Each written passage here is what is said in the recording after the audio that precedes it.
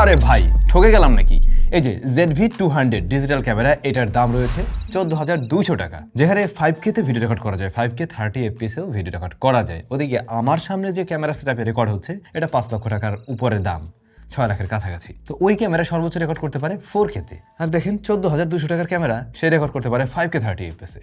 ঘটনাটা কি? আবার এদিকে ডিসপ্লে ঘোরানো যায়, ব্লগিং ক্যামেরা বলছে ওরা। আমি কথা বলছিলাম এই মুহূর্তে Ezecam ZV-200 নিয়ে। হ্যাঁ, এই ক্যামেরাটা অফিসিয়াল ওয়ারেন্টি সহই আপনারা বাংলাদেশে 14,200 টাকায় কিনতে পারবেন এবং কিনতে পাবেন পিসি হাউসে। ওরা অফিসিয়াল ডিস্ট্রিবিউটর Ezecam এর, এবং তাদের কাছ থেকে আপনারা অফিসিয়াল ওয়ারেন্টি সহই পারচেস করতে পারবেন। ভিডিও ডেসক্রিপশনে এই প্রোডাক্টের পারচেস লিঙ্ক দেওয়া আছে, আসতে পরে কিনেন, আগে পুরো ভিডিও দেখেন, বুঝেন, তারপরে কিনেন। ও, আমরা যে কাজটা করবো, এটার দাম তো মাত্র 14,000 টাকা। তো 14,000 থেকে একদম 25,000 টাকা প্রাইস ব্র্যাকেটের 3টা স্মার্টফোনের সাথে আমরা এটার video quality side by side একটু কম্পেয়ার করে দেখবো, যে আসলে ওই জায়গায় একটা ক্যামেরা নিলে বরং ভালো হয় নাকি একটা মোবাইল নিলেই ভালো হয়, সেটা আপনি তখন ফাইন্ড আউট করতে পারবেন। যদিও দুই পারপাসের জিনিস, তারপরেও এখন মোবাইল ক্যামেরাতে অনেক ভালো রেকর্ডিং করা যায়, এই জন্য আমরা ওই টেস্টটা একটু করে দেখবো।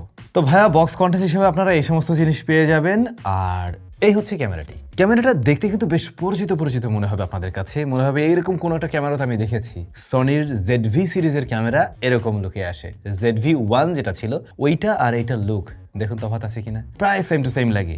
জাস্ট সনি ZV-1 এর সামনের লেন্সটা অনেকটা বেরিয়ে আসতে পারতো, জুম ক্যাপাবিলিটি ছিল। এটাতে আমরা শুধুমাত্র ডিজিটাল জুম দেখছি।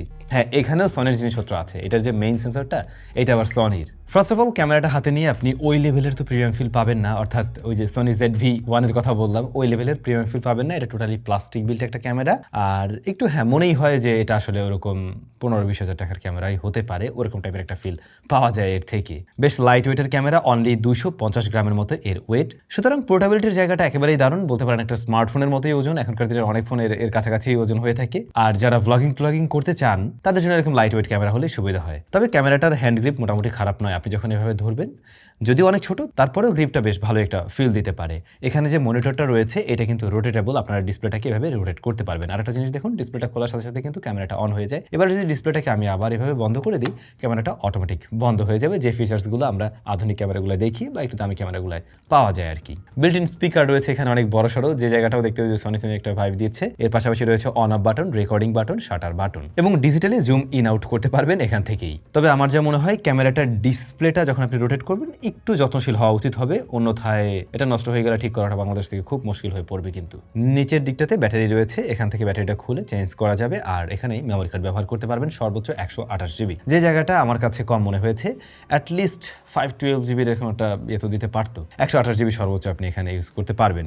আর একটা প্রবলেম ফেস করেছি আমি, যখন আপনি ব্যাটারিটা বের করতে চাইবেন, দেখুন এটা খুলতে গেলে খুব সহজে খুলে না আর কি, মানে জিনিসটা বেশ টাইট মনে হয়। এই জন্য আমি একটা পদ্ধতি আবিষ্কার করছি, এটাকে এদিকে ধাক্কা দিয়ে এই যে এই অংশটা যদি একটু প্রেস করা হয়, তাহলে খুব সহজে এটা উঠে আসে। এবার আপনি চাইলে এখান থেকে ব্যাটারি বের করতে পারবেন, এখান থেকে মেমোরি কার্ডও বের করতে পারবেন আর কি। এই হচ্ছে বিষয়। এই পাশ থেকে লেফট সাইডে আমরা USB পোর্ট দেখব, এবং এখানে একটা HD আউটপুট পোর্ট রয়েছে, আপনি চাইলে HD আউটপুট করতে পারবেন এখান থেকে, plus USB type C port রয়েছে এখানে। তবে এখানে যে টাইপ C পোর্টটা রয়েছে, এর মাধ্যমে আপনি কোনো মাইক্রোফোন ব্যবহার করতে পারবেন না। এটা কোনো কথা হলো? একে তো 3.5 mm যে একটা দেয়নি, তার উপরে আবার টাইপ C দিয়েও রেকর্ড করা যাচ্ছে না। তার মানে এর ইন্টারনাল যে মাইক্রোফোন, ওটাতে আপনার ভরসা, যেটা আসলে খুবই খারাপ কাজ করে ফেলছে, দাম যতই কম হোক, দাম যেমনই হোক না কেন। তবে এর ইন্টারনাল যে মাইক্রোফোন, এইটার কোয়ালিটি আমার কাছে খুব আহামরি বা টপ নচ লেভেলের মনে হয়নি, বা একেবারে সব জায়গায় কাজ চালাতে পারবেন এমন না। যদি একটু নয়েজ কম টম হয়, মানে খুব বেশি নয়েজ এরিয়া না হয়, তাহলে এর সাউন্ড পোস্ট প্রসেসিং এ নিয়ে আপনি কাজে লাগাতে পারবেন। কিন্তু খুব একটা নয়েজি জায়গায় গেলে পরে খুব দারুণ একটা সাউন্ড এটা প্রোভাইড করতে পারে না। আর এর ইনবিল্ট যে স্পিকারটা রয়েছে, এটাও অনেক বেশি ডিস্টরশন দেয়, সেই জায়গাটাও ভালো লাগেনি। তবে এই স্পিকারের তো আসলে তেমন কোনো প্রয়োজন নেই, মাঝে মাঝে চেক করার জন্য যে আসলে সাউন্ড ঠিকভাবে আসছে কিনা, জাস্ট ওইটুকুর জন্য হলে ঠিক আছে। আচ্ছা, এবারে তাহলে আমরা একটু ভিতরের দিকে ডাইভ দিই। এখানে যে সেন্সরটা রয়েছে, বলছিলাম সনির IMX386, এই সেন্সরটার অ্যাপারচার হলো গিয়ে f1.8, আর এটা সর্বোচ্চ ভিডিও রেকর্ড করতে পারে 5K 30 FPS এ, 4K 30 FPS এও রেকর্ড করতে পারবেন, 1080p তেও রেকর্ড করতে পারবেন। তবে 4K এর বেলায় 60 FPS পেলে আমার মতো অনেকেই বেশি খুশি হইতেন, যে বিষয়টা আমি মিস করছি আসলেই। বাট হ্যাঁ, স্ট্যাবিলিটি আবার মোটামুটি ভালোই, কিন্তু এই ক্যামেরায় 6 অ্যাক্সিস জাইরো স্ট্যাবিলিটি দিচ্ছে এখানে। দ্যাটস ওয়াই আপনি হ্যান্ডহেল্ড ভিডিও শুট করতে পারবেন, এবং সেটা আপনি ব্লগিং করেন নিজস্ব বা নর্মালি কোনো শুট করেন, কাজ মোটামুটি চলবে। একেবারে অ্যাকশন ক্যামেরা লেভেলের ওই লেভেলের আসলে স্ট্যাবিলিটি পাবেন না, কারণ ওইগুলোর ক্ষেত্রে অনেক বড় একটা ফ্রেম থাকে, চাইলে EIS ব্যবহার করে আরও বেশ কিছুটা স্মুথ করা সম্ভব হয় বা স্টেবল করা সম্ভব হয়, যে জিনিসটা এখানে একটু কমতি পাবেন। যদিও বা এই ক্যামেরাটার ফিল্ড অফ ভিউ অনেক, এক্স্যাক্টলি ঠিক কত আমি সঠিক করে বলতে পারছি না, তবে যথেষ্ট বেশ বড়সড় একটা ওয়াইড ভিউ দিতে পারছে কিন্তু এটাও। আর যখন যখন কিন্তু আপনি হাতে নিয়ে শ্যুট করবেন তাতে আপনার ফেসেস মোটামুটি আসবে, মানে ওই ক্রপ হয়ে যাচ্ছে এরকম কোনো সমস্যা নেই। প্লাস এটার ফোকাল লেন্থ কিন্তু 3.95 মিলিমিটার, বেশ কাছ থেকে শ্যুট করা যায়। আর মোটামুটি কাছ থেকে কোনো কিছু যখন ভিডিও টিডিও নেবেন বা ছবি তুলবেন, ব্যাকগ্রাউন্ড ব্লারনেস কিছুটা পাওয়া যায়। এতক্ষণ ধরে অনেকেই নিশ্চয়ই এটা জানার জন্য ওয়েট করছিলেন যে এই ক্যামেরাটা দিয়ে আপনি একদম ব্যাকগ্রাউন্ড ওই লেভেলের ব্লার করে আসলে শ্যুট করতে পারবেন কিনা। না, ওই লেভেলের তো হবে না, 1.8 রয়েছে, কিন্তু সেন্সর সাইজ তো ছোট, দ্যাটস ওয়াই আপনারা মোটামুটি মানের ব্লার পাবেন যেমনটা আর কি দেখছেন। ISO 100 থেকে 6400 এবং এই ক্যামেরায় 16x ডিজিটাল জুম করা যায়। তো ডিজিটাল জুম করে তো আসলে লাভ নেই, অপটিক্যাল জুম থাকলে কাজে দিত, কিছুটা থাকলে সুবিধা হতো। আপনার খুব বেশি প্রয়োজন হলে অল্প কিছুটা জুম করে এর ফুটেজ কাজে লাগাতে পারবেন বা ছবি তুলতে পারবেন। এখন আসে যদি ছবি বা ভিডিওর কোয়ালিটিতে, ফার্স্ট অফ অল এটাতে কিন্তু আপনারা 80 মেগাপিক্সেল মোডেও ছবি তুলতে পারবেন, অন্যদিকে 8 মেগাপিক্সেল সর্বনিম্ন সেখানেও ছবি তোলা যাবে। 80 মেগাপিক্সেল মোডে গেলে ছবিগুলোর সাইজটা বড় হয়ে যায় এবং রেজলিউশন বাড়ছে, এটা আপনি বুঝতেই পারছেন। তো ছবি যেটা হয় যা দেখলাম অটো মোডে তোলাই ভালো এবং সেক্ষেত্রে আউটডোরে বেশ ব্রাইট ছবি দিতে পারে। হিউম্যান স্কিনে একটু আলাদা প্রায়োরিটি দেয় মনে হলো, মানে ক্যামেরা যে বিষয়টা আমরা স্মার্টফোনের ক্ষেত্রে দেখি নর্মালি, আমার কাছে এখানেও মনে হলো স্কিনটা একটু বেশি ব্রাইট করে প্রেজেন্ট করে আর কি, এরকম একটা ব্যাপার আছে। হোয়াইট ব্যালেন্সে কিছুটা ইস্যু আছে। ডাইনামিক রেঞ্জ যেমনটা দেখছেন আপনারা, শ্যাডো এরিয়া, হাইলাইট এরিয়া মোটামুটি ভালোভাবে ব্যালেন্স করা ট্রাই করছে। যদি আমাকে বলেন এই প্রাইস পয়েন্টের যে স্মার্টফোন পাওয়া যায় 15,000 টাকার মধ্যে, হ্যাঁ তাদের থেকে এটার ক্যামেরার ছবির কোয়ালিটি বেশ ভালো। ম্যাক্সিমাম ক্লিকে আপনারা বেটার রেজাল্ট দেখবেন, কারণ ওইটাতে স্মার্টফোন তার উপরে ক্যামেরা বসানো হয়েছে, বাট এটা একটা ডেডিকেটেড ক্যামেরা। তো আপনারা অবশ্যই 20,000 টাকার প্রাইস পয়েন্ট বা 25,000 টাকার ফোনের চাইতেও বেটার ছবি পাবেন ম্যাক্সিমাম ক্লিকেই এটা থেকে, ডেলাইট কন্ডিশনে অন্তত। তবে লো লাইট এরিয়াতে অনেকটা সফট করে ফেলে, গ্রেইন নয়েজ দুটোই আসে। হ্যাঁ, লং এক্সপোজারেও ছবি তুলতে পারবেন, তবে ক্যামেরা সুপার স্টেডি ভাবে রাখতে হবে, এমনকি যার ছবি তুলছেন তাকেও স্টেডি থাকতে হবে, সেটা মানুষ হোক কিংবা ঘরবাড়ি হোক। এবার যদি ভিডিওতে আসি, অবশ্যই হ্যাঁ আপনি 5K তেও রেকর্ড করতে পারবেন। 5K 30 fps কিছুটা জিটারিং আছে এবং ওভার শার্পেনিং এর একটা ব্যাপার আমার কাছে মনে হয়েছে, বরং আপনারা 4K 30 fps নিয়ে আরো বেশি সন্তুষ্ট থাকবেন বলেই মনে হয়েছে। সেই ক্ষেত্রে স্টেবিলিটিও ভালোভাবে কাজ করে, একই সাথে ভিডিওতে ডিটেলও ভালো রয়েছে, শার্পনেস ডিটেল অন পয়েন্টে আছে, কালার কিছুটা ভাইব্রেন্ট করে প্রেজেন্ট করে, একেবারে ন্যাচারাল যে কালার ওটা আপনি পাবেন না। তাছাড়া এটাতে কিন্তু কোনো ধরনের লগে শুট করার সুবিধা নেই, থাকার কথাও নাই প্রাইস ব্র্যাকেটে। তবে আপনারা একেবারে ন্যাচারাল কালারও পাবেন না, তার থেকে একটু বুস্টেড টাইপের কালার দেখবেন এখানে।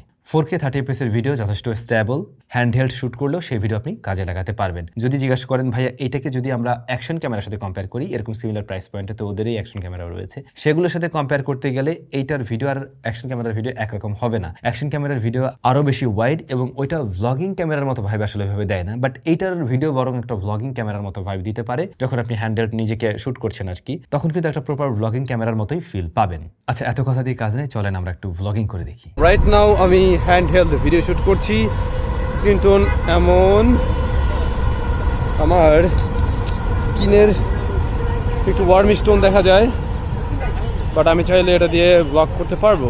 সত্যি বলতে ডেলাইট কন্ডিশনে এর ভিডিও আপনাদের ভালো লাগবে এবং সেগুলো খুব সহজেই কাজে লাগানো যেতে পারে। যারা একেবারে ব্লগিং শুরু করতে চাচ্ছেন বাট মোবাইল দিয়ে না, চাচ্ছেন এই ক্যামেরা দিয়ে শুরু করবেন, তারা কিন্তু ওইভাবে দেখতে পারেন। সত্যি বলতে প্রপার লাইটিং কন্ডিশনে বা আমি বলবো আউটডোরে, ব্লগিং ক্যামেরা যেহেতু আউটডোরে শুট করা হবে, ডেলাইট কন্ডিশনে যদি শুট করেন আপনি এর ফুটেজ খুব সহজে কাজে লাগাতে পারবেন। আপনি যদি একদমই বিগিনার হয়ে থাকেন যে আপনি ব্লগিং শুরু করতে চাচ্ছেন বাট আপাতত আপনি একটা ক্যামেরা দিয়ে শুরু করবেন, আপনি মোবাইল দিয়ে শুরু করতে চাচ্ছেন না, তাহলে কিন্তু আমার মনে হয় এটা দিয়ে শুরু করা যেতে পারে। ইভেন আমরা এরকম সেটআপে এই যে আর্টিফিশিয়াল লাইটিং কন্ডিশনে আমরা একটু শুট নিয়ে দেখছি আসলে কি অবস্থা। অলরাইট, এই মুহূর্তে আমরা যে ভিডিওটা দেখছি, যে ভিডিওতে আমাকে দেখতে পাচ্ছেন আর কি আপনি, এটা রেকর্ড করা হয়েছে ZV-200 দিয়ে, এসডিক্যাম ZV-200। আমরা এখানে একটা ফ্লিকার লক্ষ্য করছি, আর যে সাউন্ডটা পাচ্ছেন সরাসরি কিন্তু এই ক্যামেরার বডির যে মাইক্রোফোন ওটা থেকেই পাচ্ছেন। এখন এই ফ্লিকারটা আসার কথা না, আমরা তো ওই বড় ক্যামেরা দিয়েও রেকর্ড করি, যেটাতে আমাদের রেকর্ড হয় রেগুলার, অন্য কোনো ক্যামেরাতে আমরা দেখি না, বাট এই ক্যামেরাটাতে আমরা ফ্লিকার করতে দেখছি। 4K 30 fps এ রেকর্ড হচ্ছে রাইট নাও।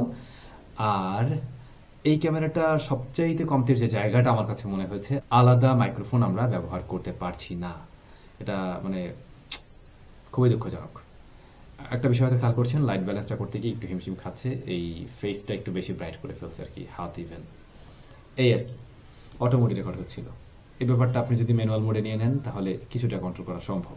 একটা বিষয় হয়তো প্রত্যেকটা ভিডিওতে খেয়াল করছেন, ইনডোর আউটডোর ফেসকে একটু আলাদাভাবে প্রায়োরিটি দিচ্ছে এবং যেগুলো আমরা চাইনিজ স্মার্টফোনগুলোতে দেখি যে ফেসটা একটু ব্রাইট করে প্রেজেন্ট করে, এইখানে ওরকম একটু প্রবণতা আছে, তবে এটা হয়তো অনেকের কাছেই ভালো লাগতে পারে আর কি। আচ্ছা, এবার চলো একটু স্মার্টফোনের সাথে কম্পেয়ার করে দেখি আমরা সাইড বাই সাইড, বাট আপনারা কমেন্ট করে জানাবেন এখানে ফোন উইনার নাকি আসলে ক্যামেরা উইনার।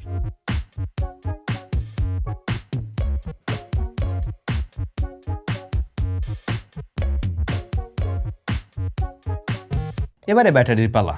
সেই জায়গায় আসলে কতটুকু টিকবে। 800 mAh এর ব্যাটারি রয়েছে এর মাঝে, ব্যাটারিটা ডিটাচেবল, আপনি চাইলে বের করতে পারবেন। আর এই ব্যাটারি দিয়ে ওরা ক্লেম করে 70 থেকে 80 মিনিট আপনি রেকর্ড করতে পারবেন। তবে ওরা টেস্ট করে কিন্তু মিনিমামে 1080p-তে। আপনি যখন 4K বা 5K-তে রেকর্ড করবেন তখন কিন্তু ব্যাটারি আরো বেশি বার্ন করবে। 50 থেকে 60 মিনিটের মতো আসলে ব্যাকআপ পাবেন আপনি সর্বোচ্চ, এর বেশি পাবেন না। তো ব্যাটারি এক্সট্রা নিয়ে নিতে পারলে বরং বেশি ভালো হবে। যারা একটু লং টাইম শুট করার প্ল্যান করেন তাদের জন্য ওটা আসলেই লাগবে। আপনারা যারা কিনবেন অবশ্যই পিসি হাউসে যোগাযোগ করবেন, ওরা নিশ্চয়ই আপনাদেরকে এই ব্যাটারির ব্যবস্থাও করে দিতে পারবে। সব মিলে যা বোঝা যায় এই ক্যামেরাটা একেবারেই বিগিনারদের জন্য। অলরেডি আপনার একটা ক্যামেরা এক্সিস্ট করে তাদের এটা না কেনাটাই উচিত হবে। বেশ কিছু কনসার্ট জায়গা রয়েছে। ফার্স্ট অফ অল এখানে যে সেন্সরটা রয়েছে এটা অনেক ছোট, খুব বড় কিছু না, লো লাইটে স্ট্রাগল করবে, এটাই স্বাভাবিক। দ্বিতীয়ত এটার ইনবিল্ট মাইক্রোফোন কোয়ালিটি আমার কাছে টপ নচ লেভেলে লাগেনি। তৃতীয়ত এটাতে কিন্তু ওরা একটা 3.5 mm জ্যাক দিতে পারতো, যার মাধ্যমে আমরা সব ধরনের মাইক্রোফোনে খুব সহজে ব্যবহার করতে পারতাম। আর একটা বিষয় বলা হয়নি, এটার সাথে যে ইনবিল্ট ফ্ল্যাশ লাইটটা রয়েছে এইটার কোয়ালিটি খুব আহামরি লেভেলের না আর কি। প্লাস ব্যাটারি ব্যাকআপটা আমি আরেকটু বেশি আশা করছিলাম। আপনাদের কাছে ক্যামেরাটা কেমন লেগেছে অবশ্যই কমেন্ট করে জানাবেন।